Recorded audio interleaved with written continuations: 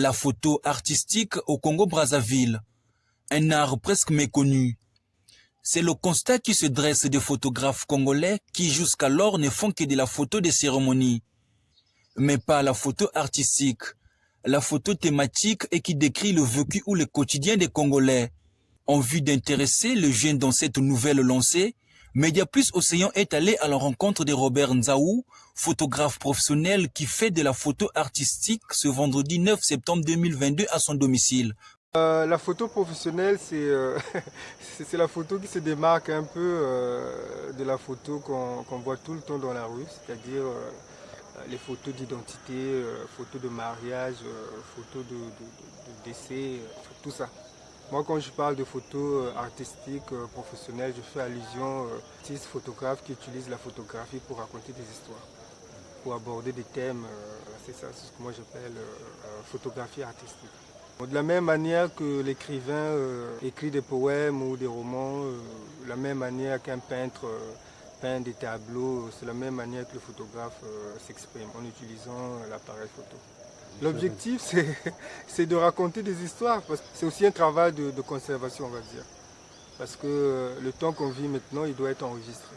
Et la photographie, c'est parmi ces domaines-là qui le fait très bien d'ailleurs.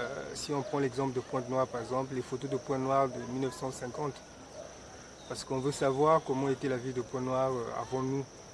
Et donc nos enfants voudront aussi savoir ce qu'était la vie de Pointe-Noire avant eux et ce que la vie de Pointe-Noire va être après.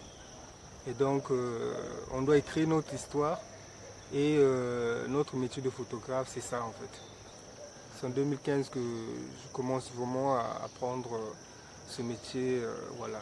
C'est la même année d'ailleurs que j'expose pour la première fois. Ma première exposition photo, c'était en 2015. Maintenant, pour les idoles, j'ai beaucoup aimé les photos de rue.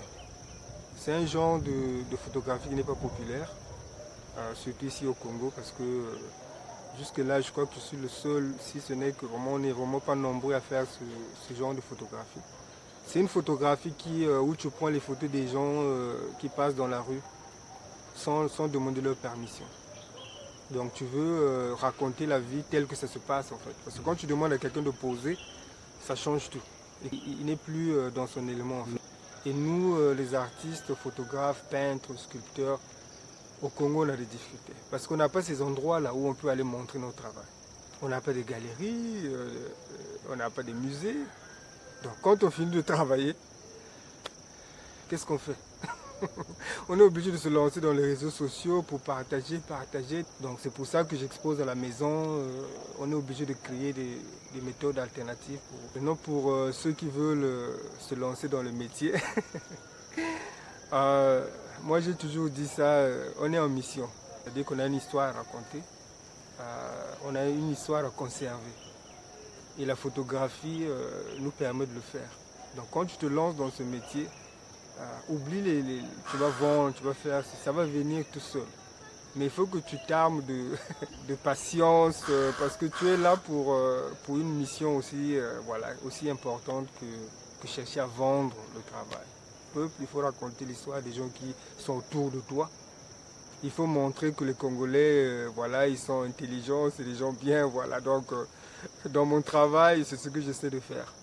Montrer la fierté de mon peuple, montrer ce que nous sommes, ce qu'on peut être.